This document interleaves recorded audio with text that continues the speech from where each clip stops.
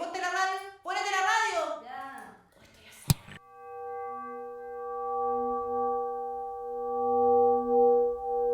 En la Nochebuena de 1906, desde una estación de transmisión azotada por el viento que daba al Océano Atlántico, en Brand Rock, Massachusetts, se escuchó un sonido trascendental.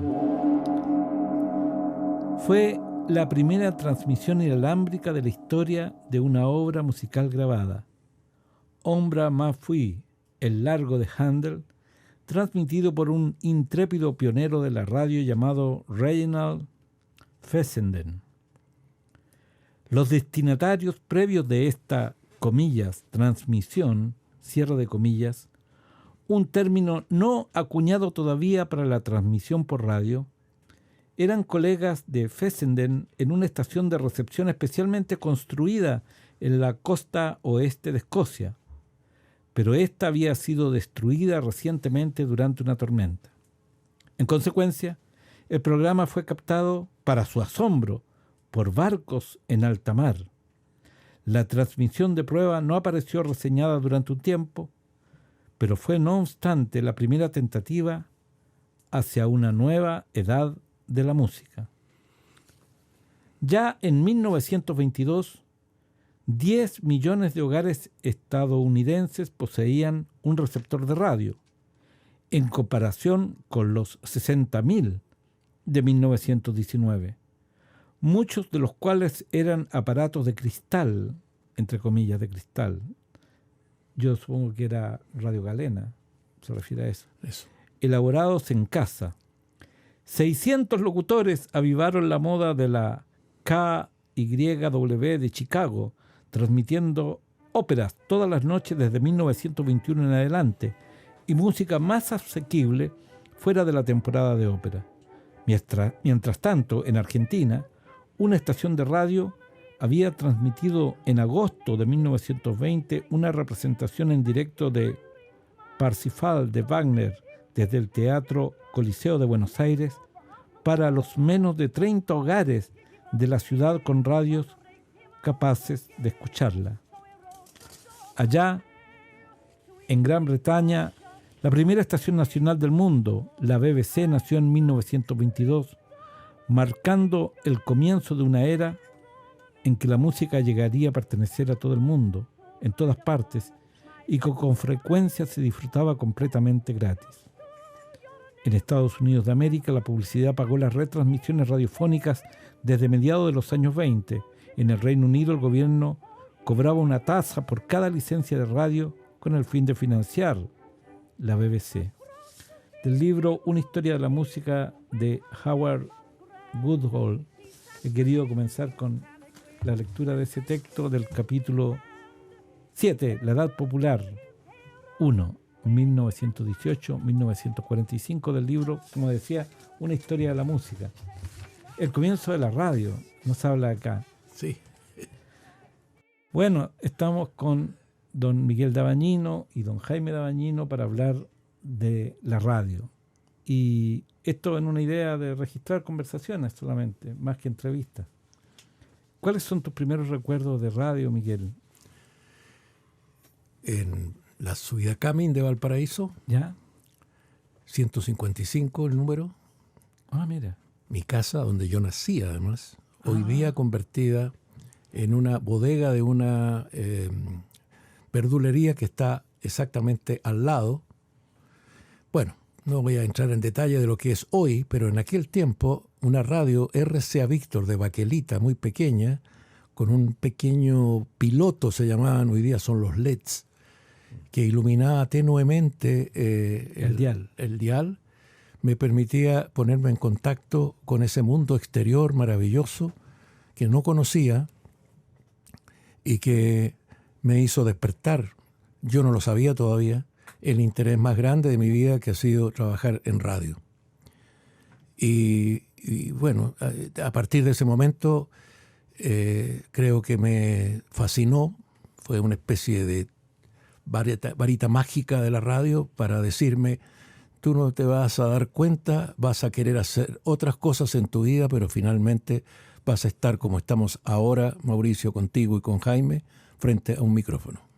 Mira, qué bien. Y esas transmisiones que tú escuchabas en la radio Baquelita, ¿de qué año estamos hablando más o menos? Estamos hablando de los años 40. 40. Claro, yo creo, la memoria debe haber sido por ahí por el año 45, fin de la Segunda Guerra Mundial. Tengo como memoria del día del lanzamiento de la bomba atómica. Ah, mira. Y eso, creo que en ese tiempo, y eran las canciones justamente de esa época, las que también forman parte de mi conocimiento, de mi cultura musical, que tiene más que ver con la generación anterior, pero a mí me encantan los tangos, me encantan los boleros, y son las cosas que aprendí escuchando radio junto con la familia, porque la radio era un centro de reunión familiar. De reunión familiar, claro. ¿Qué canciones te acuerdas de aquella época? Así, las primeras que se te vengan a la cabeza. Al compás del corazón, con la orquesta de Miguel Caló, con la voz de Raúl Verón. Está el bolero... los boleros me olvido. Tal vez fue más adelante que apareció Lucho Gatica. Estaba canciones estadounidenses que eran muy populares en esa época. Bing Crosby cantando Navidad Blanca, por ejemplo, que fue un éxito enorme. Y unos discos de música chilena con Pepe... Olguita Villanueva y Pepe, no me acuerdo, que hacían Esta es la familia chilena en Radio Corporación. Pero antes de ese programa ellos grabaron cuecas muy divertidas que tenían unas historias previas, Los Fruteros, Los Estucadores, etcétera. Entonces eran unos diálogos simpaticísimos. Eran como mini radioteatro. Exactamente, claro. Que terminaban con una cueca alusiva, digamos, al oficio que se estaba nombrando allí. Y Violeta Parra también tuvo y conocí por primera vez a través de la radio Caupolicán de Valparaíso, en un programa que se hacía los días domingo, a Violeta Parra cantando, si mal no recuerdo, creo que era El Sacristán. Claro. ¿En vivo y en directo? No, yo creo que era una grabación. Era una grabación. Sí. ¿Y cuáles son tus primeros recuerdos de radio, Jaime Dabañino? Bueno, mis primeros recuerdos de la radio fueron en la radio chilena, ahí en Philips 40 segundo piso, en el auditorio que tenía al centro la radio. La radio era como una especie de manzana, era un pasillo que daba la vuelta en todo el contorno, todo el entorno de la radio, y al centro había un auditorio que tenía un piano de cola, donde se hacían programas en vivo con público en vivo. Y entonces recuerdo haber ido muchas veces a la radio justamente a ver como público los programas, bueno, que hacía mi papá, que hacía Hernán Pereira. Me acuerdo, habían varios que se ocupaba el auditorio como un lugar de encuentro donde iba la gente de público y se hacían los programas de radio. Detrás estaba la sala de control donde se grababa, donde se transmitía esto, y bueno, estaban los artistas que iban a cantar. Esa es como la primera imagen que yo tengo de la radio, de estar en un lugar que transmitía y que además tenía actividad musical en vivo. En vivo. Sí.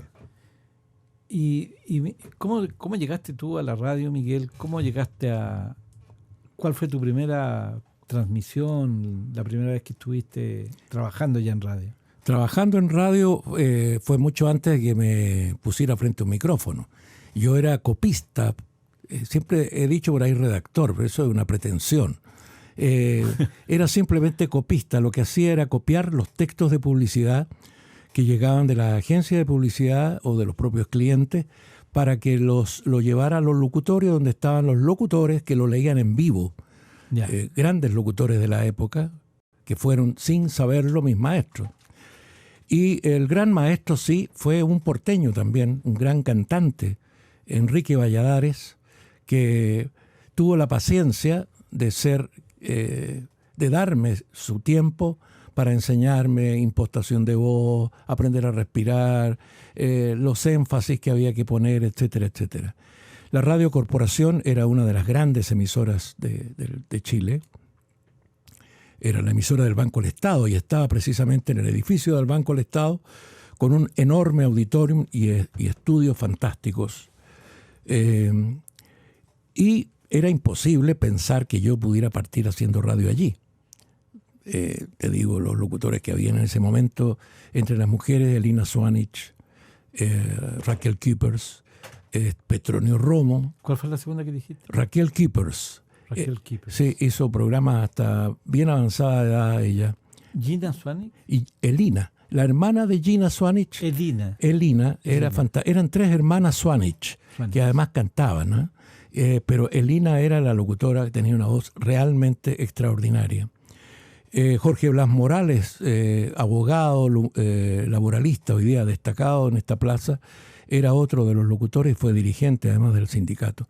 Entonces yo fui a la Radio Cruz del Sur, una radio mucho más modesta, que estaba ahí en la calle Nataniel, en los altos de lo que fue el Teatro Continental, y allí arrendamos con León Canales, un actor también incipiente como yo, un espacio que se financiaba con amigos de la Cisterna, porque él integraba el club de ajedrez de los Ovalle, y entonces ahí en el club de ajedrez iba el dueño de la farmacia Edo, iba otro que vendía cosas, qué sé yo, y él los convenció, el León, para que financiaran este espacio y nosotros poder pagar a la radio y entonces hacer nuestro programa, que de la Cisterna hablábamos muy poco, sino que hablábamos de música, de teatro, de cultura en general.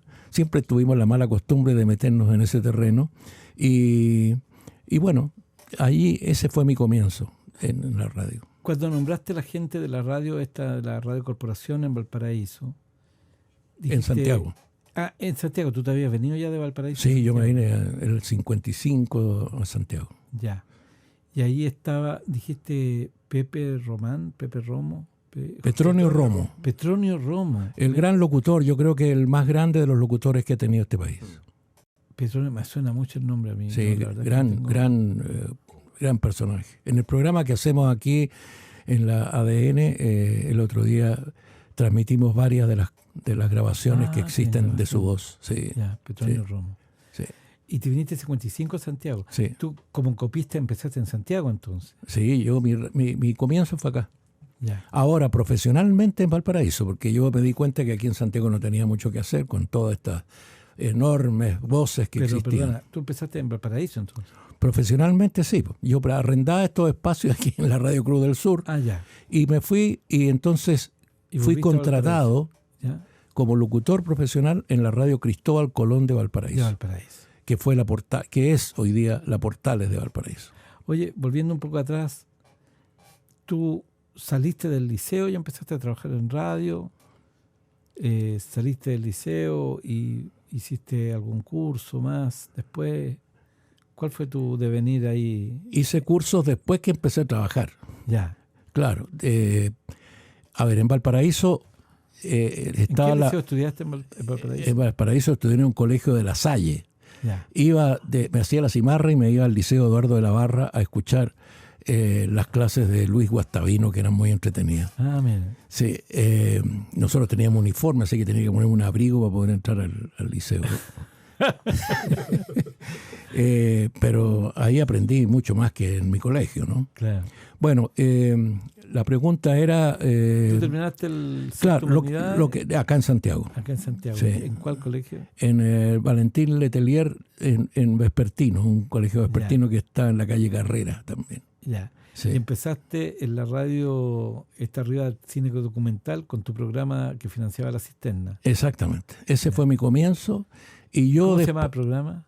La Cisterna Bella y Hermosa o no sé, progresista comuna, que no se escuchaba en La Cisterna. El programa no se escuchaba en La Cisterna. Pero, en fin, los amigos ahí ayudaban, ¿no? Ayudaban. Ahí te contrataron en Valparaíso, en la radio Cristóbal Colón. Cristóbal Colón, ya. Sí. Luis Montesinos era el director, Adriano Isi Reyes el dueño de la radio, y posteriormente esa radio se vendió a la Portales y ahí partí ya en lo que era la radio más moderna, el cambio que hubo, ¿no? En los 60. Mira. Oye, ¿y tú cuáles fueron tus comienzos en la radio? Bueno, mi comienzo Jaime fue estrepitoso porque se presentó de una manera muy especial, justamente estando en la radio chilena.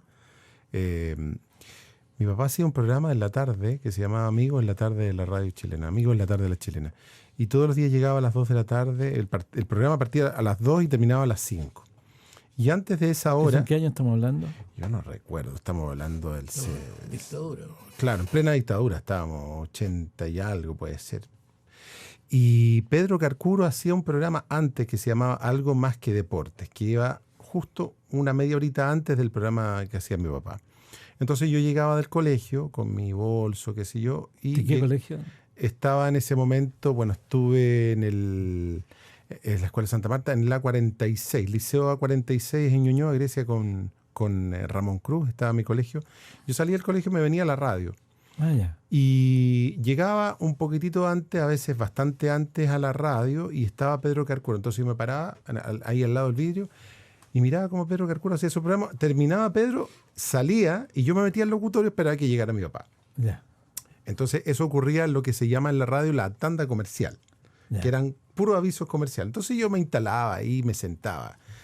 Y mi papá habitualmente llegaba antes del programa, y porque había dentro de la tanda había una mención de la temperatura que estaba auspiciada por Bayer. Entonces la publicidad decía, aspirina de Bayer, si es Bayer, es bueno, indica la temperatura del momento. Habitualmente mi papá llegaba antes y daba la temperatura.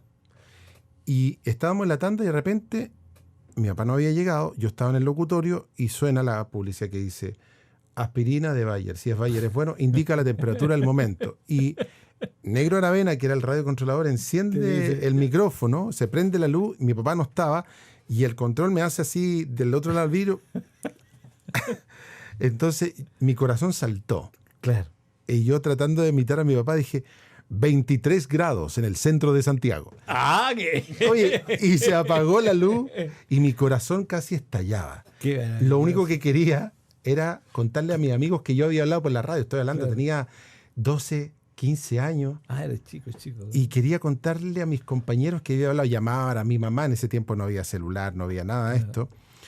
Y bueno, le conté a mi mamá obviamente no me había escuchado. Mi papá, cuando le conté, era pan de cada día de la temperatura, no era una cosa muy trascendental, digamos.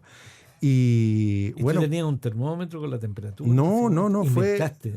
es que fue una cosa que no la tenía pensada. Había que salir al pasillo, había un termómetro ambiental. Ah, ya, y mirarlo y era mirar y decir la temperatura. Claro. Y claro, llegué al colegio al otro día a preguntarle a mis compañeros si me habían escuchado. Obviamente nadie me escuchó, y lo peor es que nadie me creyó. Nadie te creyó. Y desde entonces yo tuve la inquietud, porque cada vez que iba a la radio, mi papá llegara tarde o no llegara, para yo tener de nuevo la misma vivencia de poder hacerlo. En ese momento nació en mí el deseo de trabajar, no de trabajar, de volver a vivir la experiencia de hablar frente a un micrófono.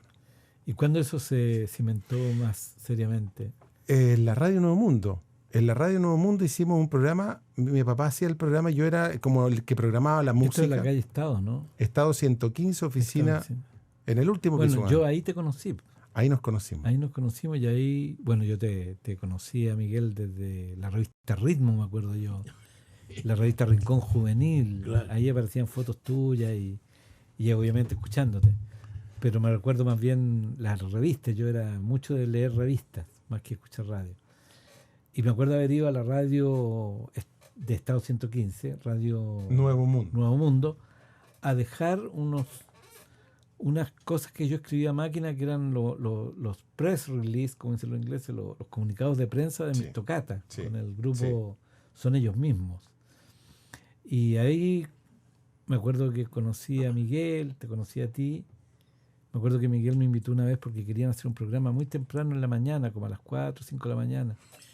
Y, ¿te acuerdas? No. Y había un señor que era un amigo tuyo, que tenía como la fijación de una película que había visto que decía Buenos días Vietnam. Marcelo Reyes. Buenos días Vietnam. Entonces me decía, tú tienes que hacer eso. Buenos días Santiago, tienes que decir una cosa así. Y yo la verdad es que nunca Bueno, mis pretensiones de honorario eran demasiado altas, debo decirlo. Hasta ahí llegaron las conversaciones. Hasta ahí llegaron las conversaciones. Pero levantarse a las 3 de la mañana para salir a las 4 de Cueto, de la calle Cueto, y estar en estado muy temprano, me alucinaba la idea. Pero nunca avanzó más allá. No hubo acuerdo en el aporte económico. Para tremendo sacrificio. Oye, pero yo digo, ¿y qué hubiera ocurrido si yo hubiera seguido incluso gratis para hacerla? Habría sido maravilloso. Las leceras de que uno en algún momento dice, no, pero es muy temprano, tengo que cobrar harto. Obviamente. Claro. Y claro, y ahí me acuerdo también de Jaime. Tú ya estoy hablando del año 89 más o menos, 88. Sí, más o menos esa era la Tú fecha. ya habías empezado ya... Leía las noticias, La Nuevo Mundo, y hacía la programación del programa Nuestra América que hacíamos en La Nuevo Mundo. Que mi papá hacía, y yo hacía la selección musical. En esa época de cassettes, llegaba atado así, grande, una caja de cassette para ponerlo justamente en el programa que teníamos en la noche. Y el otro recuerdo que tengo, incluso anterior al año 86, yo vivía en San Miguel, en la comuna de San Miguel, frente al Club Gil Letelier, que tengo entendido eran terrenos de la señora, ¿cómo se llama? Se llamaba la señora Lucía.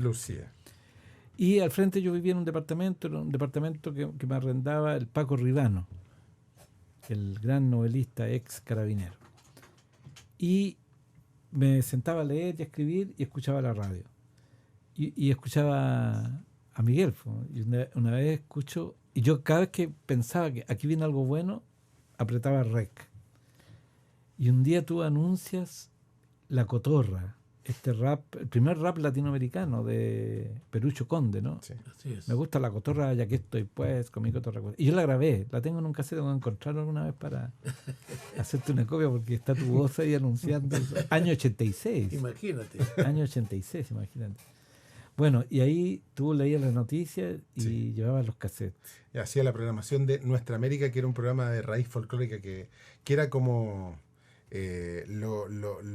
lo posterior de nuestro canto en la chilena. Se hizo también en La Nuevo Mundo con ese nombre, Nuestra América. Nuestra América.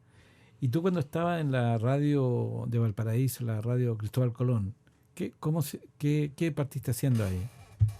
De todo.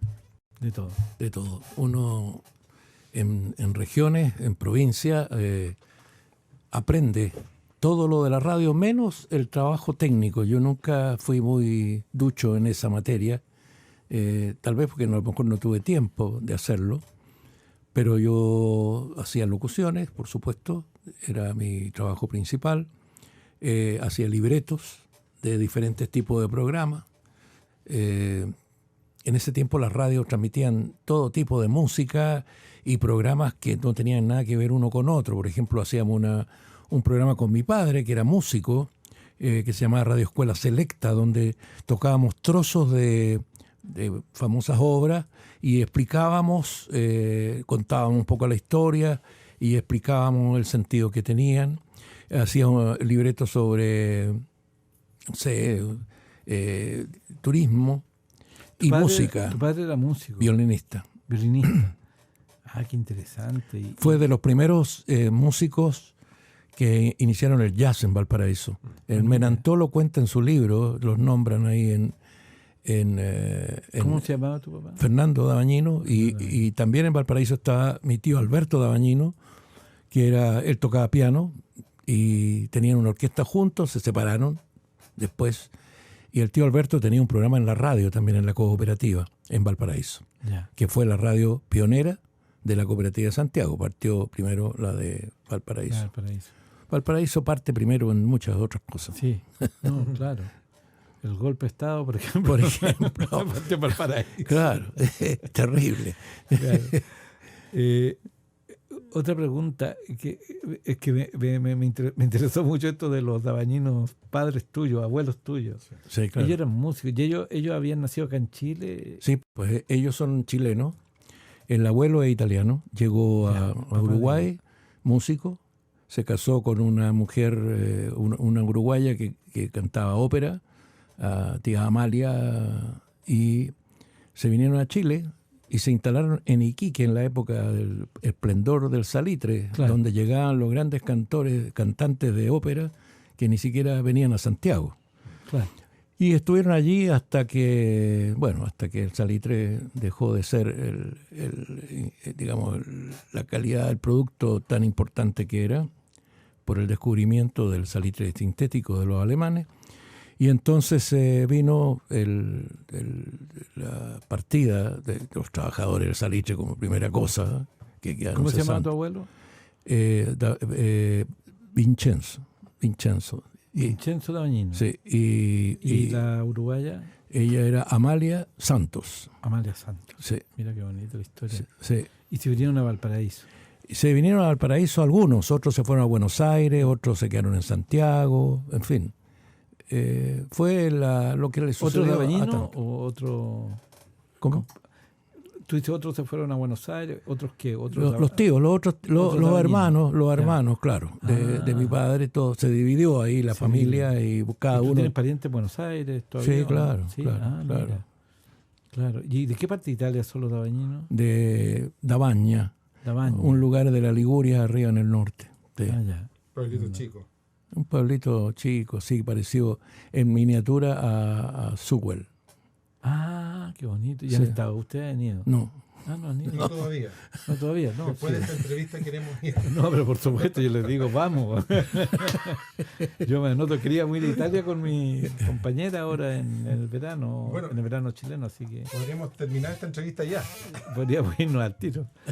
Oye, pero qué interesante tu historia hacia atrás de Vincenzo y Santos, Amalia Santos, y de ahí nacen tu papá Roberto, Fernando y su hermano Roberto. su hermano Alberto, Alberto el pianista. Lucho, Pancho, Ernesto Oh, eran varios. y Amalia, que se fue a Venezuela y fue una actriz importante en Caracas, En teatro, en cine. en teatro y en radioteatro En también. teatro. sí. Ah, mira, qué bonita la historia.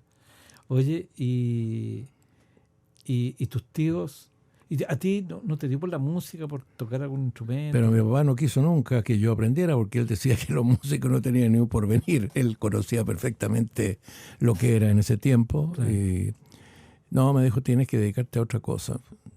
Bueno, me dediqué a esto, que es más o menos parecido, digamos, ¿no? Oye, yo cuando estuve haciendo talleres en cárceles de Valparaíso, conocí a un señor que era conocido vulgarmente como estafeta, pero no era estafeta porque llevara cartas o encomiendas de un lado a otro, sino que así le decían a los estafadores.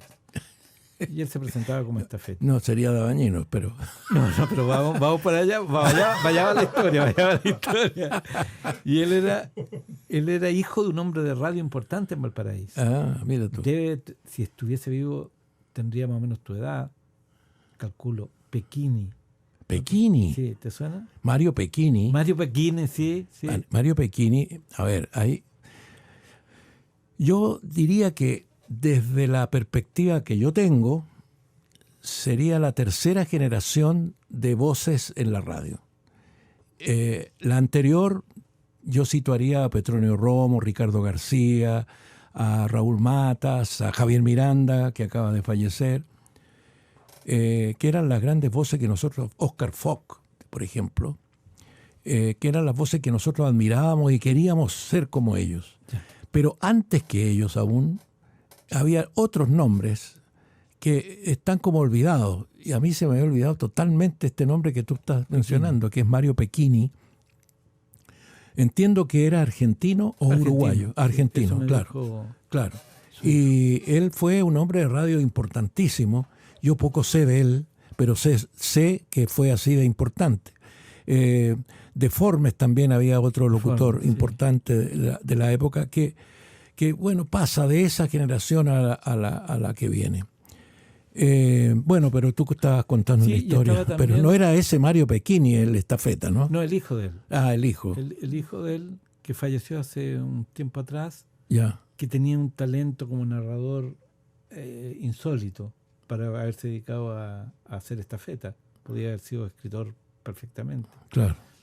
Pero había estado en el extranjero mucho tiempo, qué sé yo. Y él me contaba que su padre, don Mario Pecchini, trabajaba también con el papá de Leo Caprile. Claro, También los viejos locutores. Po. era Caprile Caprile, sí. En la radio Metro, que fue después de la minería de Viña del Mar. Y después en Quillota también. Ellos eran de Quillota, los Caprile. Los Caprile. Sí. Oye, y siguiendo con esta historia de padre e hijo en la radio, ustedes se encontraron como profesionales juntos en la radio Nuevo Mundo. Sí, ahí trabajamos en este programa que se llamó Nuestra América y claro, ahí estuvimos haciendo esta dupla. Prácticamente para mí siempre fue la escuela, ¿no? De cómo tenía que ver la programación con los libretos. Además había un contexto, digamos, diría yo que es como familiar, porque eran mis tíos, ¿no? Recordar a Hernán Barahona, que fue en ese momento editor de la radio Nuevo Mundo, músico también, profesor de castellano, tenía una cantidad, digamos... Mario Barahona. No, Hernán Barahona. Hernán Barahona, pero yo lo conocí. Seguramente lo conociste, claro. Sí. Estaba ahí en la radio Nuevo Mundo, que era como... Era mi tío. Era prácticamente mi tío, nos frecuentábamos siempre, teníamos reuniones familiares. Había una periodista francesa también, Brigitte Calamé, ¿se acuerdan de ella? ¿Sí? ¿Se acuerdan de ella? Sí. Ella era vecina de allá del barrio Yungay, vivía en Sotomayor, nos hicimos amigos, y ella me contaba que trabajaba ahí en la Radio Nuevo Mundo. Y ella me ayudó, porque la J en aquella época, la Juventud Comunista, quiso hacer un programa, y me pidieron a mí que hiciera de copista, no sé, libretista o algo. Y yo hice algunos y ella me ayudó a hacer el programa, la Brigitte Calamé. Brigitte Calamé estuvo yo tenía también una pequeña empresa, había que sobrevivir en la época de la dictadura. Yo nunca fui empresario, pero me las di de empresario, con poco éxito en realidad.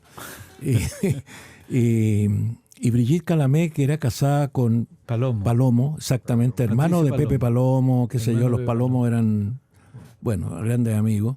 Era una francesa encantadora, entusiasta, llena de buenas ideas. La verdad de las cosas que me había olvidado de ella, así que te agradezco, Mauricio, que la recuerdes. Ellos porque se fueron después a se Francia. fueron a Francia, sí, porque Sí. bueno, la vida en Chile era muy difícil en esos años, ¿no? Y bueno, y ellos era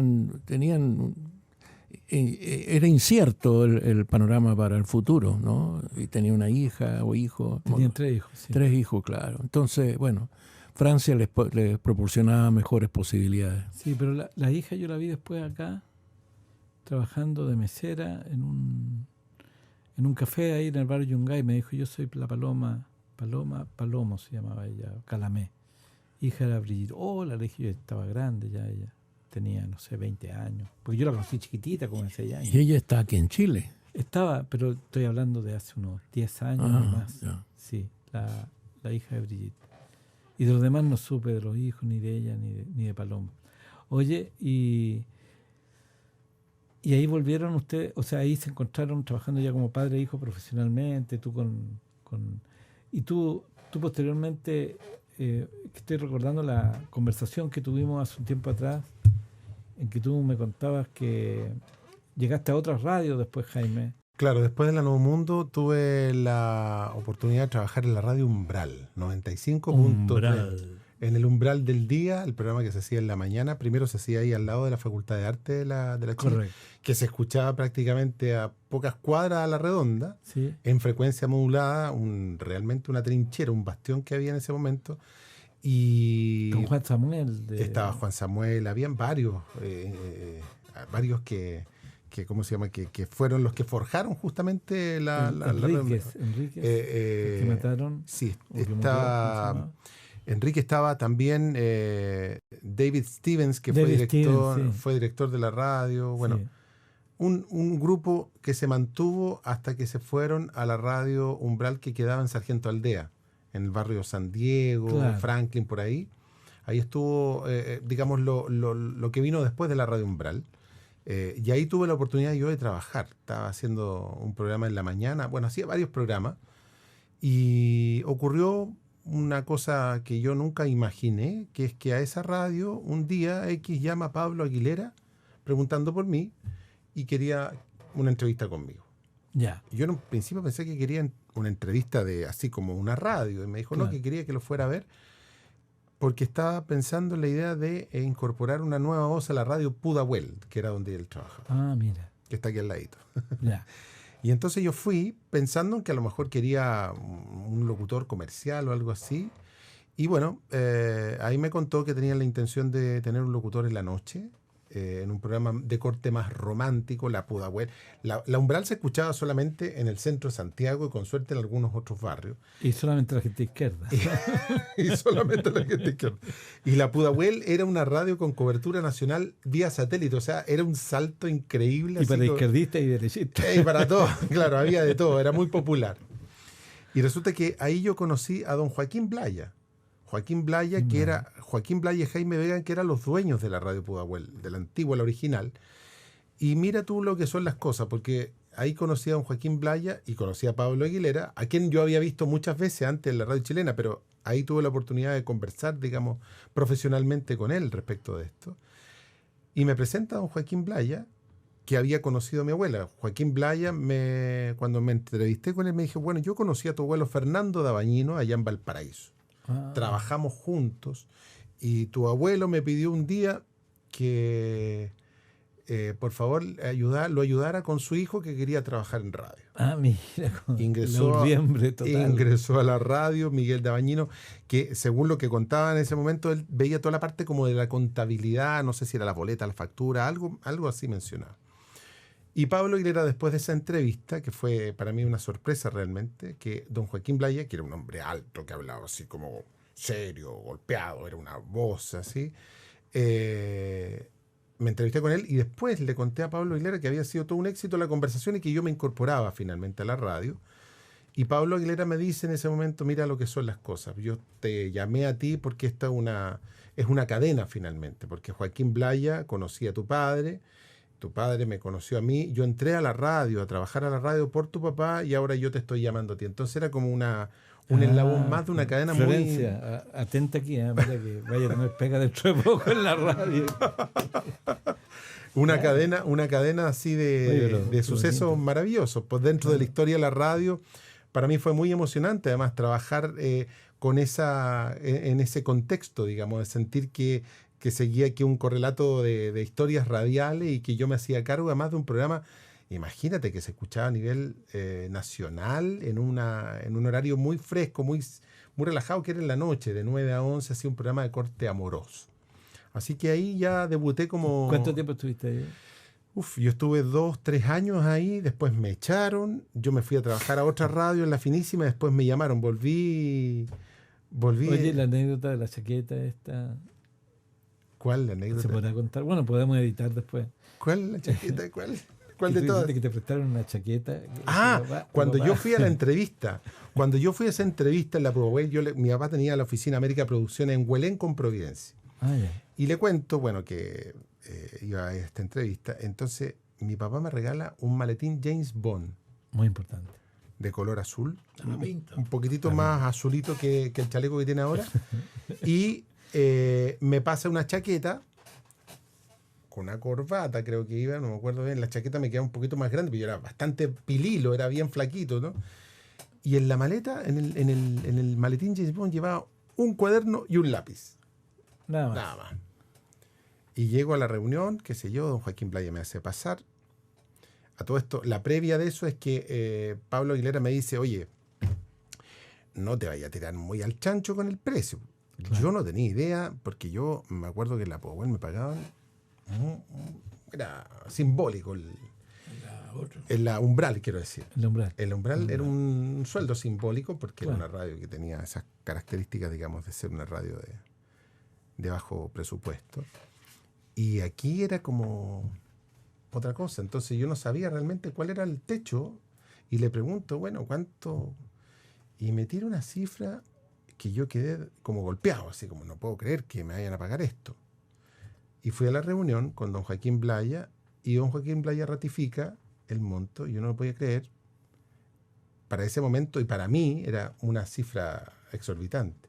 Claro. Y fue tan impresionante que quedé descolocado. Y don Joaquín Blaya interpretó eso como que yo no había estado de acuerdo con eso. Te ofrecieron Y me más. dijo que me iba a reajustar a los pocos meses de eso. Pero fue en ese momento, cuando yo firmé el contrato en esa radio, que yo salí con mi chaqueta, con mi maletín, caminé hasta Los Leones con Diego de Almagro, y de ahí hasta Providencia, y de ahí hasta Huelén. Y lloraba de la emoción porque no podía creer lo que estaba Qué viviendo. bueno. Era realmente un ¿Y sueño. tú, Miguel, estabas contento de que tu hijo hubiese... Obviamente, era la posibilidad de abrirse, porque era efectivamente, como dice Jaime, una radio de alcance nacional, de una gran sintonía en Santiago, además, de manera que era un salto importante. Qué bueno. Eso fíjate que me hace recordar, y quiero homenajear a propósito, si tú me permites, Mauricio, Sí. A un colega tuyo. Más que el colega de canto, es un colega músico. Porque después del golpe yo quedé cesante, obviamente. Estaba dedicado a hacer multitud de otros trabajos que no tenían absoluta relación con la radio. Y de casualidad un día el contador de la radio chilena me encuentra en la calle y me dice que Hernán Pereira, que estaba de locutor en la radio chilena, lo habían contratado en la radio Minería. Y que yo fuera a la radio, porque él me vio trabajando en cosas que no tenían nada que ver. Entre paréntesis, ¿qué Ta- cosas trabajas? En ese momento estaba llevándole los diarios a las hermanas Baltra, las hermanas de la Mireya Baltra, que tenían unos kioscos. Entonces yo me levantaba muy temprano, iba al donde se reparten los diarios, los paquetes de diarios, y yo repartía. Ellos tenían tres kioscos, y estaba en el kiosco de Ahumada. En ese tiempo había movilización. Ahumada, esquina Agustinas, al lado del Hotel Crillón. Ya, sí. Y pasa el contador y me dice lo que te estoy contando. Y yo fui a la radio chilena a ver ¿Qué pasaba? Y Lucho Córdoba, José Luis Córdoba, ex baterista de la Orquesta Guambalí, gran persona, un hombre íntegro, y director en ese momento de la radio, me saluda muy afectuosamente. Nos conocíamos desde mucho antes de que yo empezara a trabajar en la chilena, porque en la primera etapa de la radio chilena, en el año 63, él estaba ahí. Yo lo admiraba mucho como baterista, qué sé yo, en fin, nos habíamos conocido. Y me dice, el que se va sin que lo echen, vuelve sin que lo llamen. Claro. Bienvenido, me dice. Y don José Luis Córdoba, aparte de ser baterista de Guambalí, ¿qué rol cumplía en la radio? Era director. Ah, era director. Director de la radio. Ah, de la radio chilena. De la radio chilena. Ah, bien. Y Pero a ti te habían echado, ¿no? no. Yo me fui a la Radio Corporación Ah, ya. el año Antes del golpe. 65. Ah, ya, mucho antes. Claro. Ah, ya. Sí, yo pasé por varias radios y el 74, entonces vuelvo a la chilena y me dice José Luis Córdoba que yo... Entonces le digo, mira, yo no sé si tú sabes, pero yo estuve comprometido con el gobierno anterior, era lector de noticias en Televisión Nacional, trabajaba en la Radio Magallanes, o sea, es un currículum un poco complicado. Es más prontuario que currículum. Claro. Entonces me dice, no te preocupes, tú haz tu trabajo, que anuncias los discos que haya que hacer acá, no te metas en el escenario, si te llaman por teléfono para decirte cualquier pesadez, no contestes, qué sé yo, etcétera, etcétera. Pero lo más importante es que yo no, las cifras que voy a dar son cifras supuestas, porque no los recuerdo, pero supongamos que yo tenía un ingreso equivalente a 100.000 pesos mensuales, claro, haciendo todo lo que hacía, claro, y el sueldo que ganaban los locutores en ese tiempo eran 500.000. Claro, eran 5 veces más. Claro. Y le digo yo, bueno, yo estoy ganando esto. Entonces Lucho me dice, los locutores en esta radio ganan esta otra cantidad y tú no tienes por qué ganar menos que ellos. De manera de que no solo me recibió y me hizo volver a mi quehacer natural, que era trabajar en radio, sino que además me dio un respaldo económico importantísimo que yo le agradecí hasta el día de hoy, por supuesto, porque eso me permitió retomar toda mi vida lo mejor posible, ¿no? Claro. Etcétera. Claro. Así que hay una similitud también en esa historia con, Oye, con ¿y lo que este cuenta año Jaime. 74? 4, Ah, mira, un poquito después del golpe. claro. Claro. Oye, tocando otro tema que tiene que ver con la música y con la música comprometida, por decirlo de algún modo. Aunque de alguna manera la música comprometida, toda la música está comprometida con algo, aunque sea con el dólar. Claro. Nosotros le decimos canción con sentido. Canción con sentido. Claro. ¿Tú conociste a Violeta Parra? ¿Te tocó entrevistarla? No la conocí. Una vez se hizo una entrevista telefónica con ella y parece que algo sucedió con el teléfono y se cortó la comunicación y nunca más pude reconectar. ¿Y con Víctor Jara? Con Víctor, sí, pues yo trabajaba en DICAP. Ah, ya. Entonces teníamos un contacto bastante continuado, porque Víctor no solo grababa para DICAP, sino que era un activo hombre de la cultura que iba a darnos opiniones, a criticar o a aportar ideas.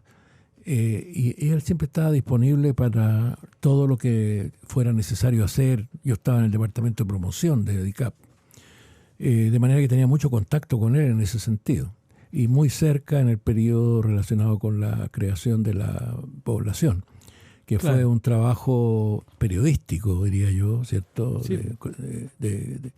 Que desgraciadamente no se dio la situación económica para hacer 2 discos, porque todo lo que había recopilado Víctor en la población daba para mucho más. Hay Un disco doble.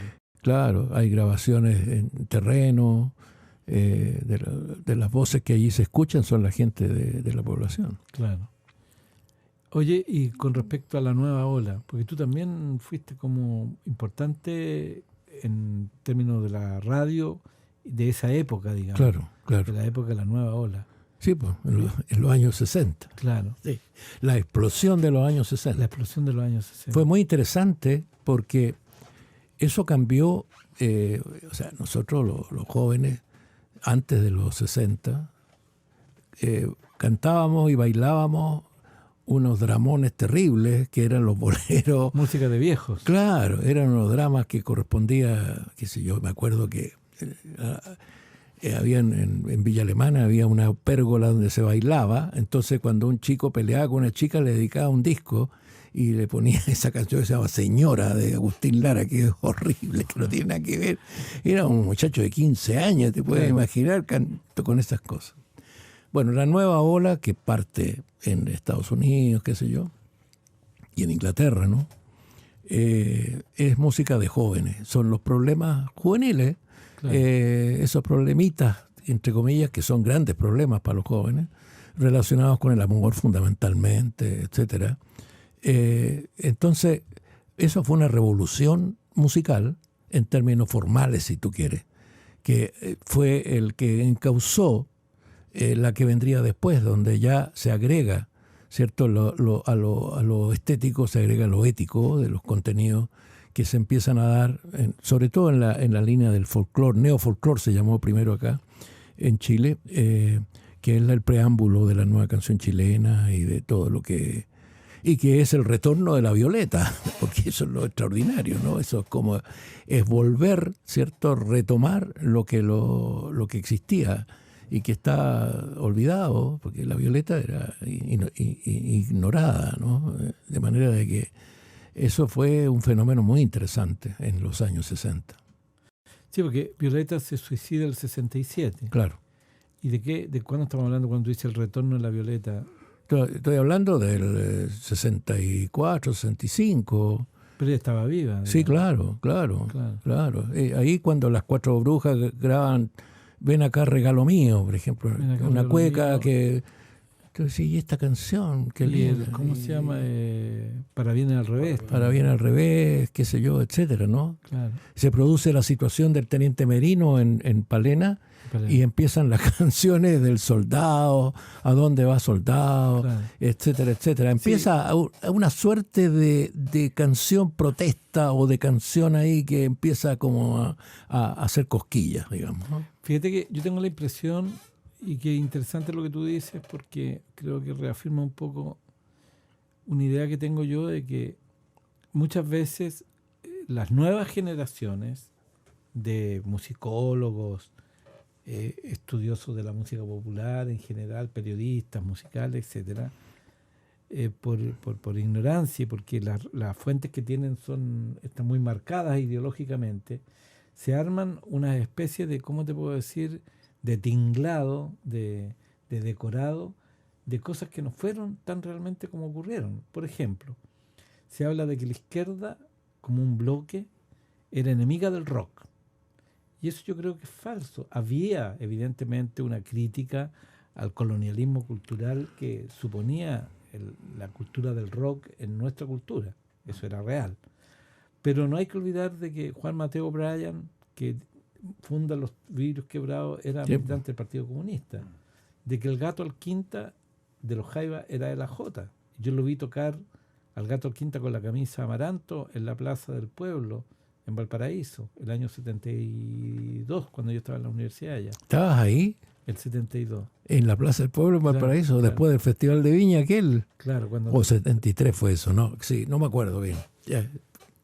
Claro, bueno, vi a los Jaivas ahí y vi al Gato con la camisa Amaranto. Yo era de la Jota, entonces yo dije, un compañero de la Jota. O se la prestaron la camisa, como una onda, digamos. Pero después me contaron, y después cuando estuve preso había un tío del Gato Alquinta preso también, un viejito que vendía en la feria. O sea, un señor que vendía en la feria. Perdón por lo de viejito. Denostando al tío del Gato Alquinta. Pero eso me lo contó un amigo, yo nunca me di cuenta. Un viejo amigo. Y por otra parte, a mí me sorprendió mucho en la entrevista en la conversación y después la posterior entrevista que le hice a Pato Mans, es que él graba arriba de la cordillera en la compañía de Chino Urquide y ¿cómo se llama? Dos de las cuatro brujas. Sí, pues la mujer del chino. Pues Undurraga, ¿no? Paz Undurraga. Se me olvida ahora. La Paz Undurraga. Paz Undurraga, Undurraga, exactamente. claro.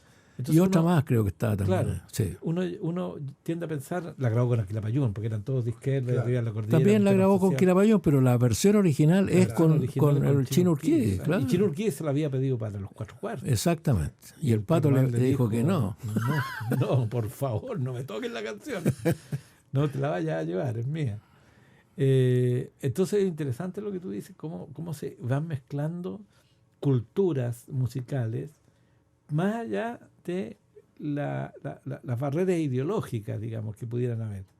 Entonces, la nueva ola era música para los jóvenes, independientemente si fueran muy críticos al sistema capitalista o no. Era música que todos los jóvenes disfrutaban. Oye, y una figura que de la nueva ola, aprovecho de preguntarte, que a mí siempre me ha dejado un signo de interrogación sobre la cabeza, una gran incógnita, porque grabó, que yo sepa, un tema que era maravilloso. Carl Martin. De Arica. De Arica. Carlos Martínez se llamaba, tengo entendido. Extraordinaria voz. Condéname a vivir. Pero en esa mi es una corazón. canción maravillosa. Es una canción bellísima. Y Sí. después no pasó nada más con Nada él. más. No grabó nada ¿Y más. tú lo O creo que grabó otro disco, pero no pasó nada más. ¿Tú lo conociste? Sí, claro. ¿Sí? Lo entrevistamos a todos los artistas nosotros ahí en la radio. ¿Y qué recuerdas de Carl Martin? Nada, poco, muy poco. No recuerdo, porque fue un periodo de una efervescencia tremenda. Los sellos grabadores producían discos tras discos. El otro día entrevistamos a Lucho Torrejón, que era uno de los técnicos. Grabó 11.000 long play. 11.000 long play. Te puedes imaginar. En un estudio de grabación que había ahí en la calle Matías Cousiño, en el 6º piso de la RCA Víctor, de 40 metros de largo, no sé cuánto de altura. Ahí se grababa casi todo. Y en la Odeón, que estaba en San Antonio, que tenía otro gran estudio donde había grabado Lucho Gatica, etcétera, etcétera, Valentín Trujillo hacía otro tanto grabando con Luis Vidal, creo que se llama Vidal, que eran los grandes técnicos de la época. Pero Torrejón tiene el récord de 11.000 long play grabados. Qué increíble Sí, pues. la revolución musical que tiene que haber significado esa época en Chile, ¿no? Exactamente. Así que tú me preguntas por Carl Martin, era uno de los 10 Claro. cantantes que iban en la semana a la radio para mostrar sus canciones. Claro, a mí siempre me ha, no solamente a mí, a algunos otros amigos como Tito Escárate, Nicolás Oyola, somos admiradores de Carl Martin, de esa canción en particular, y no sabemos de otra canción. Yo me acuerdo que alguna vez, ya obsesionado, me puse a revisar mi colección de El Musiquero, Ritmo y Rincón Juvenil, y encontré un dato que decía que Carl Martin se había peleado con los ejecutivos de un sello y que había impedido la salida de un nuevo disco. Eso es la última noticia que... Puede ser. Después, la Radio Nacional, cuando Leo Caprile tenía un programa ahí, me entrevistó, y a la salida conversé con el señor que estaba a cargo de los long play, de los discos, de la discoteca, y le pregunté por Carl Martin, y él me dijo que lo último que había sabido era que tocaba piano y cantaba en un bar en el centro de Santiago, en un hotel, creo. Fíjate. Y eso fue en los años 95, debe ser 94. Hasta ahí le seguí la pista a Carl Martin. Oye, una anécdota que quiero contar para hacer la siguiente pregunta. Hace unos años atrás vino Jaime a mi casa y estaba mi compañera con un grupo de exalumnos de ella de octavo básico, que ya habían salido de cuarto medio, eran todos adultos jóvenes. Y llegó Jaime con otro amigo, con Felipe Vilches. Iban pasando y pasaron a la casa y qué sé yo, los invitamos a pasar. Felipe Vilches, periodista. No, compañero mío de canal. Claro. Audiovisual. Y de repente uno de los chiquillos, en este asado que tenían al fondo, lo reconoció a Jaime, de alguna forma, porque Jaime no aparecía en los programas de televisión, no salía la voz de él en off. Entonces, de repente como que lo cachó y le dijo: oye, pero tú eres el que decía, llegó el momento. Sí, le dijo Jaime. Ah, ¿en serio? Sí. Y empezó a correrse la voz que estaba el tipo que decía, llegó el momento en ese asado. Ya había como 15 cabros. Entonces le pidieron que dijera, llegó el momento. Pero eran alaridos de risa y de alegría. Después le empezaron a pedir que dijeran los nombres de ellos con frases como: Juan Pablo González pasa a capilla. ¡Ah! Y lo grababan con los celulares. Cuéntame, ¿tú cómo llegaste a ese nivel de popularidad con esa voz? ¿A ti se te ocurrió esa frase, llegó el momento, por ejemplo? Yo creo que, como describía mi papá también, en la época de la radio, yo creo que todo surge en base a una cierta necesidad, ¿ya? Y ocurría que en ese momento era una transición que había de un programa en el que yo trabajé que se llamaba Pase lo que pase, que se terminó, que cumplió un ciclo de 5 años y se terminó, pero todo el equipo que conformábamos ese programa pasamos a un nuevo esquema, un nuevo programa, que se llamó, hasta ese momento, tenía nombre Rojo, y había incluso dudas, porque decían, pero Rojo suena muy comunista, decían Toro Rojo, decían, había que ponerle como algo. No estaba muy claro el nombre. Y tenía la suerte de ser una competencia de canto, de baile, y además le iban a incorporar el fútbol, una mezcla una amalgama bien rara. Y ahí yo hacía esta voz en off con el conductor, el Rafa Araneda. Pero el Rafa Araneda él animaba, era un monólogo animado, y nunca me daba un pase. Un pase al wing. Un pase al wing, como déjame tocar un ratito la guitarra o déjame... Nada, no había nada. Entonces yo, al término del primer programa, que era el programa 0, como el piloto, yo dije, chuta, si es que no hago algo acá, buenas noches, los pastores me van a decir, PLR para la casa, no tenéis nada que hacer porque no hablaste, no dijiste nada, no había publicidad, o sea, no había, solamente vamos a hacer una pausa comercial y ya volvemos. Entonces, mi papá siempre en la radio me dijo, anota todo lo que digas. Escribe siempre todo lo que vaya a decir, anota. Yo siempre andaba, bueno, ahora ando con un celular, antes andaba con una libretita que todavía la tengo, por cierto, anotando todo, cualquier cosa que se me ocurría, como en esta misma conversación he ido anotando a poquitito las cosas, como es esa libretita. Yo tomo nota de muchas cosas que se conversan, que se hablan. Y bueno, en mi experiencia ahí en televisión, habían siempre sucesos muy curiosos, ¿no? Personajes que forman parte de la industria, que están ahí, que nadie conoce. Y uno de ellos, de apellido Troncoso, que era como el jefe de la parte de audio del canal, en la televisión, como en la música, como en todos lados, siempre hay incendios, que son situaciones que son imprevistos que hay que resolver. Entonces, cuando quedaba la escoba, quedaba la cagada, él decía, pero ¿cómo no vamos a ser capaces? ¿De qué estamos hablando? Entonces, lo repetía siempre. Y yo anotaba. Pero ¿cómo no vamos a ser capaces? ¿De qué estamos hablando? Ya. Él decía, ya está. Yo cambié eso por, ya. Así como expresiones, claro, ¿no? Onomatopeyas, tonos, qué sé yo.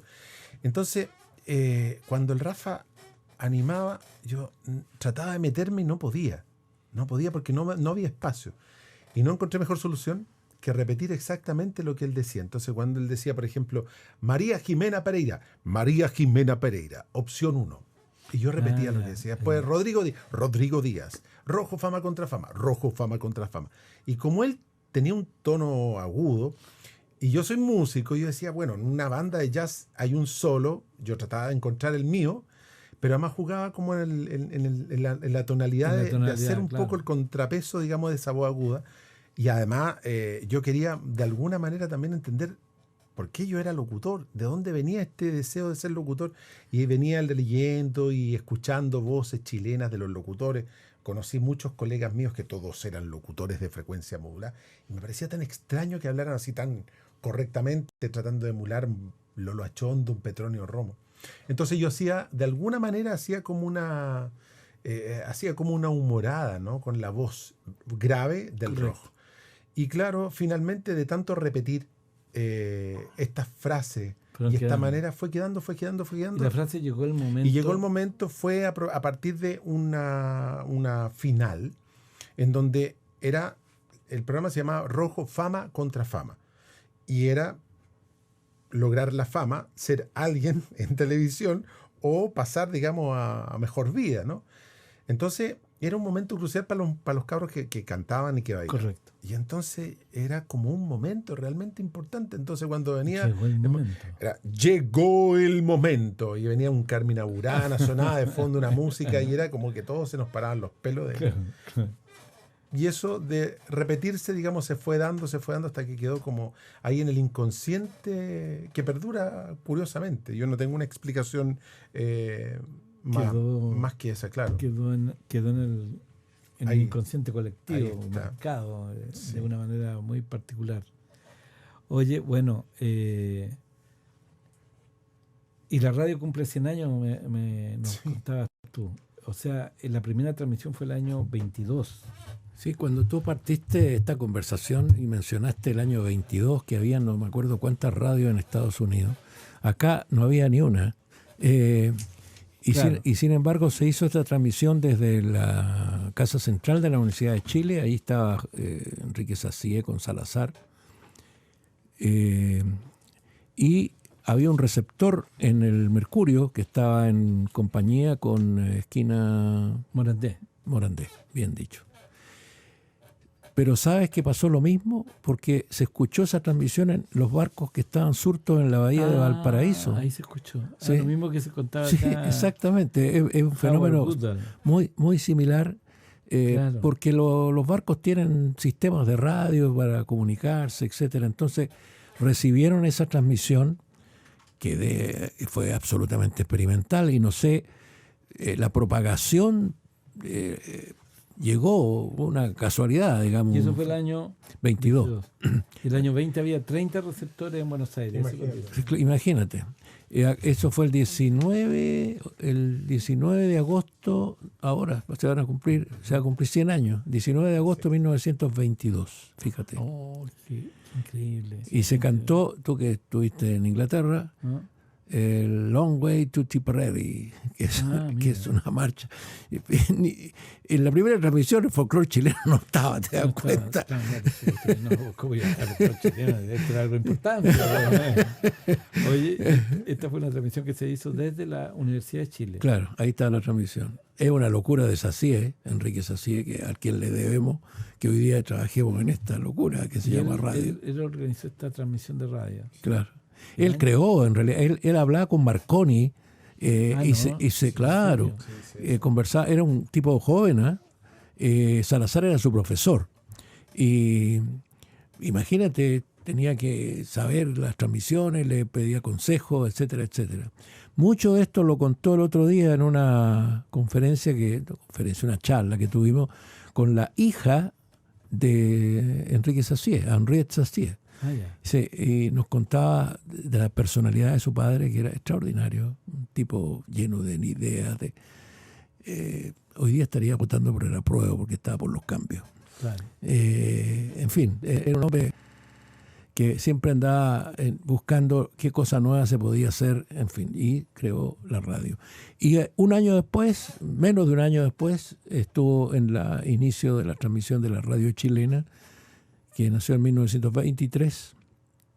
Mira. Y que desapareció del diario. Hoy día creo que se llama Play. Mira, fíjate que, bueno, en algún momento, el año 98, con los músicos que yo tocaba, grabamos un disco que se llama Bailables de Cueto Road, y que simula un programa de radio anclado en los años 60, 70, con jingles que inventamos a las tiendas del barrio Yungay, y todos los temas que cantamos, los cantamos con diferentes nombres, como un programa de radio. Y cuando nos empezamos a envolver en este tema, yo decía que la radio era el invento más poético que ha habido nunca. ¿Por qué? ¿Cuál es la relación entre radio y poesía? Primero, que la radio alude a la voz, no a la imagen. Y la poesía es más voz que imagen. Ahora, la poesía en sus comienzos fue oral, por lo tanto, más que escrita. Por lo tanto, más que el libro, la radio es el invento poético por excelencia, más que el libro, más que la televisión, obviamente, que imagen. Entonces, esta especie de hallazgo que hice, digamos, de la radio como una invención, yo después empiezo a encontrar, y que la radio continúa, ella continúa con otros formatos de repente a través de internet o lo que sea, pero sigue siendo la radio, la voz. Y empiezo a encontrar cómo en nuestras vidas la radio ha estado presente de una forma u otra siempre. Imagínate, perdón. Sí, dale. No. Dale. No, es que lo que tú señalas es profundamente cierto, con un agregado, que es profundamente democrática la radio, porque es el único medio que permite una interacción.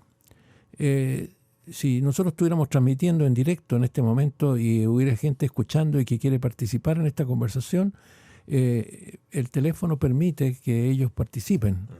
Absolutamente, ¿no? Y pueden tener opiniones discrepantes con lo que estamos diciendo nosotros. Claro. En ese sentido es un medio democrático, pero además tiene otra cualidad. Los creadores del radioteatro llamaron la radio, al radioteatro, el teatro de la mente, porque dibuja, ¿cierto?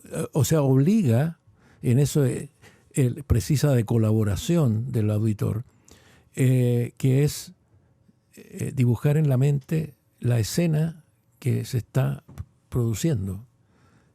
Cuando tú dices camino por la plaza bajo la lluvia, tú puedes imaginarte 80 plazas distintas de acuerdo a la plaza que tú conoces, a la lluvia que tú te has vivido, a la hora que vas tú, pero te estás creando la imagen de tu propia realidad, ¿no? Esa fue la gracia del radioteatro, que es un género que desgraciadamente por temas presupuestarios, no por otra cosa, hoy día no está en el medio.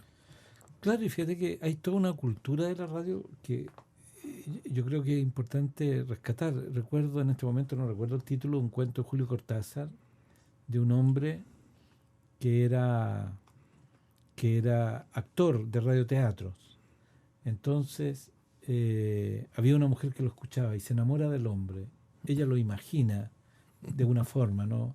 El pelo rizado, una altura determinada, y le empieza a escribir cartas a la radio.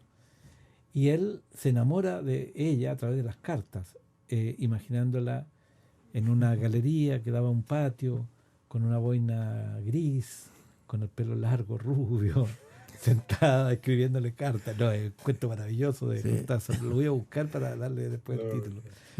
Y deciden encontrarse.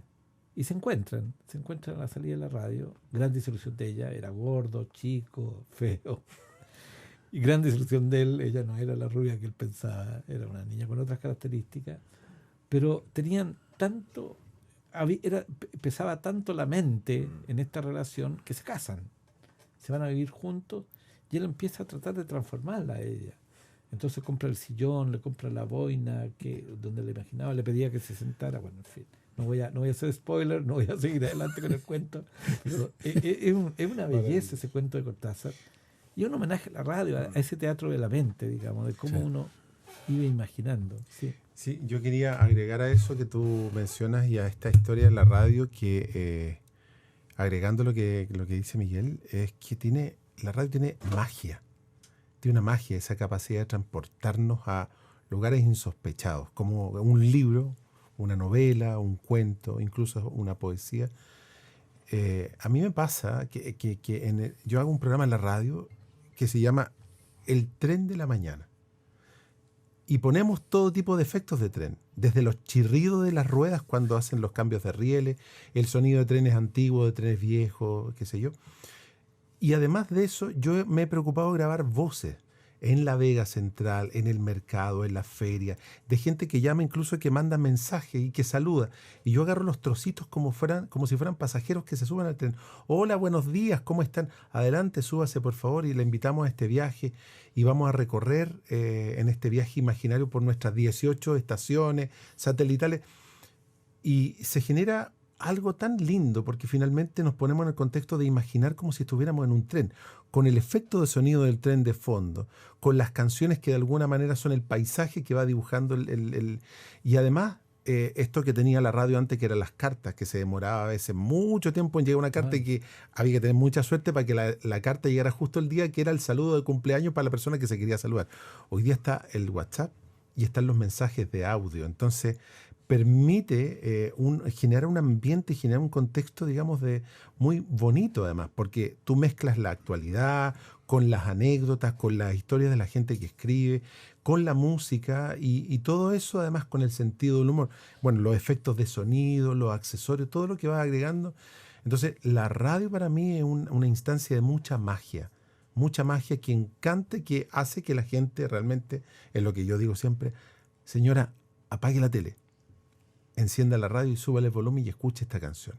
Y eso es como alucinante realmente, Sí. una bonita invitación que hace la radio. Sí, no, es genial, es absolutamente genial. Escuchar radios de otras partes del mundo, la importancia de Radio Moscú en tiempo de la dictadura, por ejemplo, de la voz de José Miguel Varas, que generaba cierta expectación y tranquilidad escuchar a José Miguel hablando de la efeméride del movimiento obrero, de la izquierda chilena, las noticias horrorosas a veces. Y era Radio Moscú. También podíamos escuchar la BBC para ser más democrático y escuchar de todos lados. O la voz de la OEA.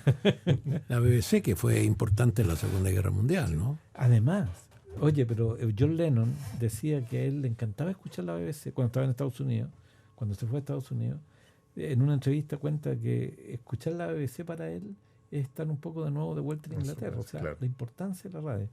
Oye, bueno, podríamos hablar 3 días seguidos.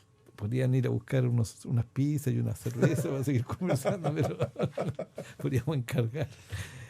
Pero la verdad es que espero yo guardar este registro, transcribirlo, entregárselo para que ustedes lo vean y alguna vez poder tenerlo en YouTube, poder subirlo para que la gente comparta con nosotros esta conversación sobre la radio, sobre un padre y un hijo que abarcan una cantidad de tiempo en radio y Y lo que tú hiciste en Televisión Nacional fue como hacer radio a través de la televisión, porque era tu voz en off, ¿no? No era tu figura la que aparecía. Yo creo que todo lo que hay en televisión es radio. Es radio, ¿no es es la cierto? copia de la radio en todas sus dimensiones, ¿no? Las teleseries son el radioteatro. La copia feliz de la radio. La copia feliz de la radio, exactamente. Eso sí, todo el rato. Claro.